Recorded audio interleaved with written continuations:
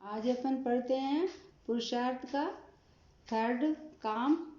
चारों पुरुषार्थों में धर्म अर्थ अपन ने पढ़ा, आज अपन पढ़ते हैं काम को। तो काम इंद्रिय सुख को काम कहते हैं।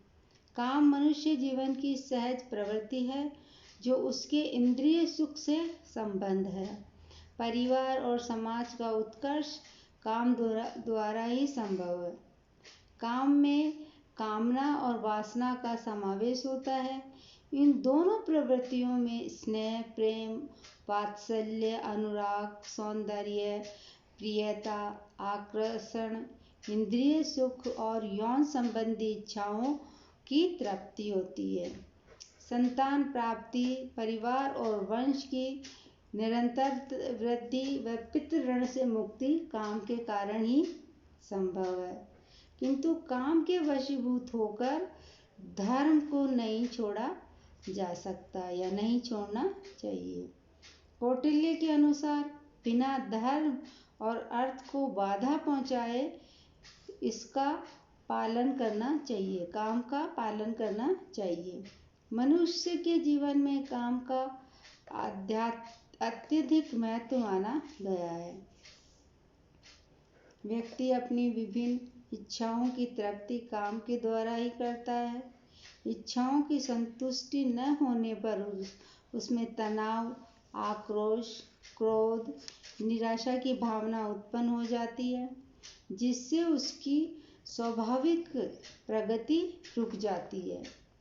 इच्छाओं की संतुष्टि से व्यक्ति का तनाव और क्रोध कम हो जाता है, जिससे उसका व्यक्तित्व निखरता है। काम का सामाजिक आधार अत्यंत महत्वपूर्ण है।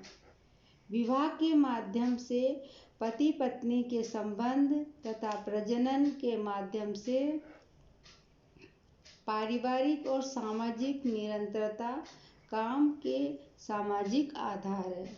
यौन सुख के अतिरिक्त संतान उत्पत्ति भी व्यक्ति का प्रधान उद्देश्य है। गृहस्थ जीवन की सार्थकता काम के माध्यम से संतान उत्पन्न करके मानी गई है।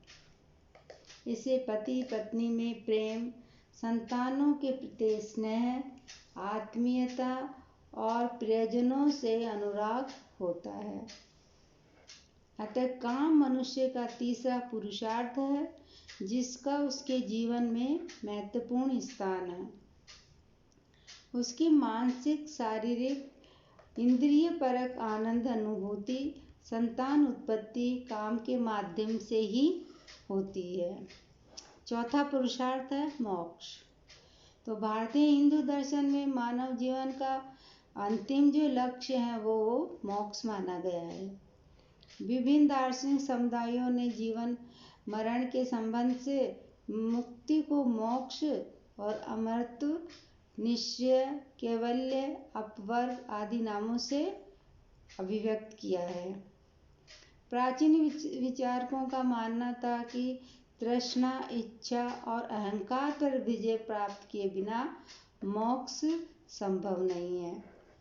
इन पर विजय प्राप्त करने के लिए चारों आश्रमों का प्रतिपादन किया गया है। संन्यास आश्रम में प्रविष्ट होने से पूर्व व्यक्ति को सब कुछ त्यागना पड़ता था। प्राचीन भारतीय मनुष्यों ने संपूर्ण त्याग की स्थिति के लिए मानसिक स्तर पर तैयारी के लिए विद्यार्थी जीवन में ही त्याग में जीवन का आदर्श रखा है। शिक्षार्थ उपनयन के समय उसे कौपीन पहनाकर, दंड और भिक्षा पात्र देकर गुरु के पास भेज दिया जाता था। वहाँ वह विद्यार्थी जीवन में भिक्षा जीवी रहता, जिससे उसके अहंकार का शमन होता है। विद्यार्थी जीवन में वह ही व्यक्ति इच्छाओं को अनुशासित कर दिया जाता था या विद्यार्थी जीवन में वह अनुशासित रहता था। इस अनुशासित व्यक्ति के गृहस्थ आश्रम में प्रविष्ट होने पर अर्थ और काम से मदान्त होने की संभावना कम हो जाती थी। त्याग गृहस्थ आश्रम में गृहस्थ के लिए निर्धारित कर्तव्यों के माध्यम से कायम रखा गया। कर्तव्यों में 5 महायज्ञ महत्वपूर्ण थे। देव यज्ञ, देवताओं का नाम लेकर होम करना। पितृयज्ञ, इसमें पितरों और पूर्वजों के लिए तर्पण व श्राद्ध करना था। भूत यज्ञ, भूत यज्ञ में विध्वंसकारी और अनिष्टकारी प्रेत आत्माओं व दृश्य अदृश्य शक्तियों की तुष्टि के लिए बलि देना। चौथा था मनुष्य या नर यज्ञ, इसे अतिथि यज्ञ भी कहा जाता है। 5वां है ब्रह्म यज्ञ, इसमें प्राचीन विद्वान ऋषियों के प्रति श्रद्धा और आदर व्यक्त किया जाता था। इन यज्ञों के माध्यम से गृहस्थ त्याग का अभ्यास करते हुए वानप्रस्थ और संन्यास में प्रविष्ट होने में समर्थ होता था। त्याग से ही सृष्टि का प्रारंभ हुआ और जीवों का विकास होता रहा था। माना गया है कि श्रेष्ठ योनि के मानव द्वारा स्वेच्छा से दूसरों के लिए त्याग कर देना चाहिए, तभी आध्यात्मिक विकास संभव है और मोक्ष भी। आश्रमों के अंतर्गत अपने कर्मों को पूरा करके व्यक्ति मोक्ष प्राप्ति में लगता था। मनु के अनुसार तीनों ऋणों देव, पितृ और ऋषि को पूरा करके ही व्यक्ति मोक्ष में मन लगाए। मोक्ष प्राप्ति के इच्छुक व्यक्ति के लिए आवश्यक था कि वह वेदों का अध्ययन कर ज्ञान प्राप्त करे, धर्मानुसार पुत्रों की उत्पन्न करे और यज्ञों का अनुष्ठान करे और मोक्ष प्राप्ति का प्रयास करे।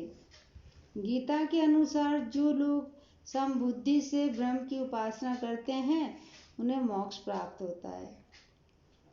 मोक्ष जीवन का चरम लक्ष्य है। मोक्ष प्राप्ति के पश्चात आत्मा और ब्रह्म का साक्षात्कार होता है और मानव जीवन मरण के चक्कर से मुक्त हो जाता है। इससे अपने पराये की भावना नहीं होती है। अब पुरुषार्थों का क्या महत्व था? मानव जीवन में, समाज में इनका क्या महत्व था, ये पढ़ते हैं अपन कि हिंदू दर्शन में चारों पुरुषार्थों में मोक्ष को ही श्रेष्ठ कहा गया है, परंतु प्रेय के रूप में अर्थ और काम की महत्ता को भी स्वीकार किया गया है। धर्म को प्रथम कोटि का पुरुषार्थ कहा गया है।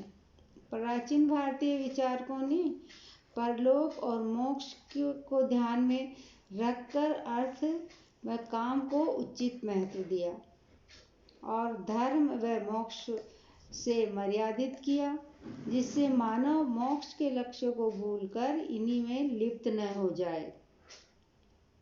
अतः माना गया कि मनुष्य के व्यक्तित्व का विकास व उत्कर्ष पुरुषार्थ से ही संभव रहा है।